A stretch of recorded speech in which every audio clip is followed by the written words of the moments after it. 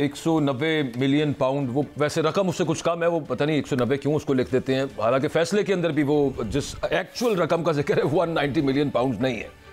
Anyways, वो अल Qadir trust case, उसमें जो सज़ा हुई उसका मुज़ाकरात पे कितना इफेक्ट आएगा? मौलाना फजलुर रहमान साहब को लगता है कि जैसे कोई फ़ायदा नहीं है, नतीजा खेज नहीं होंगे ये मुज़ाकरात साबित जो हुकूमत और तहरीक इंसाफ के दरमियान इस वक्त जारी हैं, और एक फ़ैसला जो आ रहा है और इसके अलावा मज़ीद आगे GHQ हमला केस और मज़ीद और केसेस हैं, उनके अंदर भी फ़ैसले आने वाले दिनों में तहरीक इंसाफ के ख़िलाफ़ आएंगे, तो मुज़ाकरात पे उसका इम्पैक्ट आएगा। लेकिन असल बात यह कि असल मुज़ाकरात जो शायद ये वाले मुज़ाकरात नहीं हैं जो कहीं और चल रहे हैं, उनका एक्चुअल इम्पैक्ट क्या आएगा और होगा, उसकी बाबत अर्ज़ कर दूँ कि अली अमीन गंडापुर साहब एक रोज़, जिस दिन इतवार का रोज़ हो और अचानक कडियाला जेल के दरवाजे खुलें, वो जाए वहाँ पे, पहले रिपोर्ट हुआ आधा पौना घंटा उन्होंने मुलाकात की, फिर पता चला नहीं 1.5 घंटा इमरान खान साहब से वो वहाँ पे जाके मिले। तो क्या कर रहे थे मिलके? वो मौसम का हाल तो वहाँ पे बता नहीं थे रहे, वो जो बातचीत उनकी कहीं और हुई थी, क्योंकि कमेटी वाली बातचीत तो मुज़ाकराती कमेटी ने आके बताई, वो कुछ और बातचीत वहाँ पे उनको बता रहे थे इमरान खान साहब को। खैर, उसके अलावा अब एक नया जो लायामल PTI का आ गया वो ये कि खान साहब ने कहा कि तमाम KP से काफिले पहुँचे पेशावर 8 फरवरी को, वहाँ पर एक शटर डाउन स्ट्राइक होगी। तो आगे मामला क्या रुख इख्तियार कर सकते हैं पॉलिटिकली, उस पर हम जो गुफ्तगू करते हैं। आज हमारे साथ सेनेटर नासिर भट्ट साहब मौजूद हैं, PMN के सीनियर लीडर हैं, और फिर शौकत बसरा साहब हमें ज्वाइन करेंगे, पाकिस्तान तहरीक इंसाफ के leader. Thank you very much Bhatt साहब। सबसे पहले तो वेलकम सर, पाकिस्तान आ गए आप वापस, और सेनेट इजलास में आपने शिरकत करनी है कल। ये फरमाइएगा, आपके कॉलीग हैं एजाज चौधरी साहब, सेनेटर एजाज चौधरी साहब, वो 1.5 साल से उनका प्रोडक्शन ऑर्डर जारी नहीं हो रहा था, फिर अल्टीमेटली हुआ, तो पंजाब गवर्नमेंट ने आने नहीं दिया। वहाँ पे जो सुप्रिटेंडेंट साहब हैं ये लाहौर वाली जेल के, उन्होंने नहीं आने दिया। मैं आगे गुफ्तगू स्टार्ट करने से पहले चाहूँगा, क्योंकि आपके कॉलीग हैं, you are a senator, he is a senator also, आपके ख्याल में अब कल आ जाएंगे वो, उनका प्रोडक्शन ऑर्डर, उस पर अमल हो जाएगा सेनेट इजलास के लिए, तो होना चाहिए? बिस्मिल्लाहिर्रहमानिर्रहीम। असल में हमारे जो ये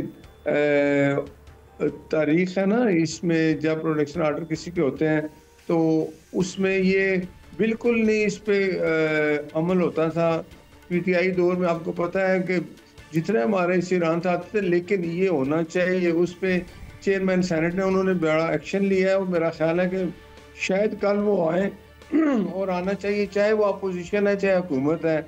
जो इम्प्लीमेंटेशन है चेयरमैन सेनेट के वो इजलास जब वो बुलाते हैं किसी को प्रोडक्शन ऑर्डर, तो वो आने चाहिए। मेरा ख्याल है, मुझे यकीन है कि कल आ जाए, लेकिन ये चीज़ें जो रवायात चली थी इनको ख़त्म करने के लिए हम दोनों जो जितनी सियासी जमातें, खासकर अपोजिशन और हुकूमत, हमारी तो ख्वाहिश है कि वो आए जरूर आएंगे। लेकिन बिल्कुल ठीक है ये कि जेल हुकाम जो है, अगर चेयरमैन सेनेट ने कहा है तो यहाँ पे जो गवर्नमेंट को उसमें रखना नहीं डालना चाहिए।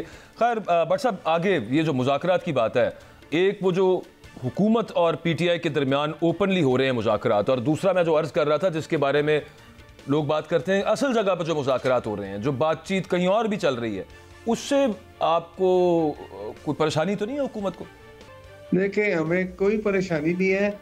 इमरान खान उसने शुरू से एक ही तरीका रखा हुआ है, क्योंकि वो जिनके कांधों पे बैठ के आया था ना इलेक्शन में 2018 में, उसकी वो जो नजर में चीज में, उसके लिए अवाम की वोट की कोई वैल्यू नहीं। कहता था चीफ जस्टिस मेरा हो, सुप्रीम कोर्ट का, जैसे साकिब निसार ने हालात पैदा किए, और आर्मी चीफ मेरा हो, और IAS का सरबराह मेरा हो, तो मुझे जरूरत नहीं है किसी वोट की।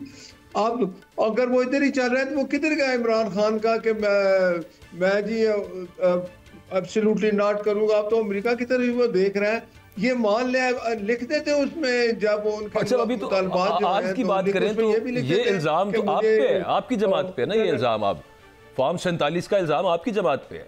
देखें, बात ये है कि ये चीजें जितनी ये हकीकत है कि ये जो कुछ 2018 में हुआ था, उसकी कंटिन्यूटी चली। वो इमरान किसी बात पे मानता नहीं था, अपोजिशन के साथ बैठता नहीं था। अब अगर वो रियलाइज कर गए, लेकिन फिर बताऊं कि उसका अभी भी दिल है, अगर वो वहां मुज़ाकरात करे तो फिर यहाँ क्या कर रहा है कि ना मुज़ाकरात करे। वो उसको अगर यकीन है कि वहां से उसके हालात ठीक होंगे, वो उधर ही पांव पकड़ के अपने हालात ठीक करेगा, तो फिर इन मुज़ाकरात का ड्रामा नहीं करना चाहिए उसको। ये ठीक कह रहे हैं काबिल एहतराम नासिर भट्ट साहब, आप ठीक फरमा रहे हैं, लेकिन सवाल ये है इमरान खान ने अपनी एक्स पोस्ट में एस्टेब्लिशमेंट को जो हदफ बनाया, इससे पीटीआई और हुकूमत के माबैन जारी जो मुज़ाकरात और एस्टेब्लिशमेंट से जो बातचीत चल रही थी, उसने दोनों को खतरे में डाल दिया। यहां तक तो बात हमें समझ आती है।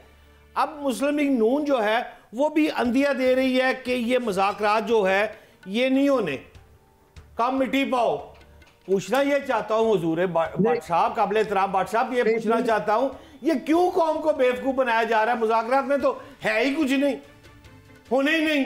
आप साफ क्यों नहीं कहते टीवी पर कि जनाब ये मुज़ाकरात सिर्फ एक ढोल तमाशा ही है और कुछ भी नहीं?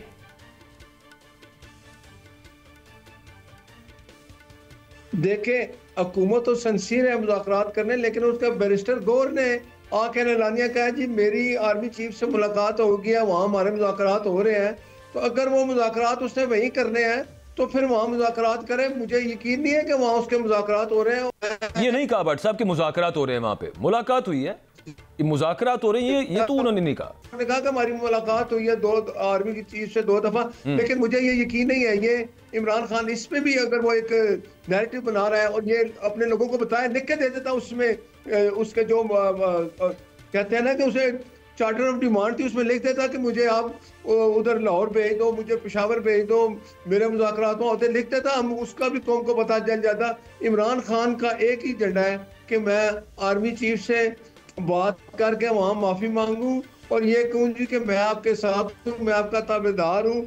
अगर उसने इसी तरह करना है तो मेरा नहीं ख्याल कि ये जो हमारे साथ मुज़ाकरात कर रहे हैं वो ड्रामा, हम हुकूमत सिंसियर है। आप पर इल्जाम ये है कि एस्टेब्लिशमेंट और पीटीआई बानी चेयरमैन मुज़ाकरात करना चाहते हैं, हुकूमत इसको रोकना चाहती है क्योंकि आपकी हुकूमत चल रही है, आपको मुज़ाकरात की जरूरत ही नहीं है। क्यों करेंगे मुज़ाकरात? क्या फायदा मुज़ाकरात से आपको, मुझे बताएं।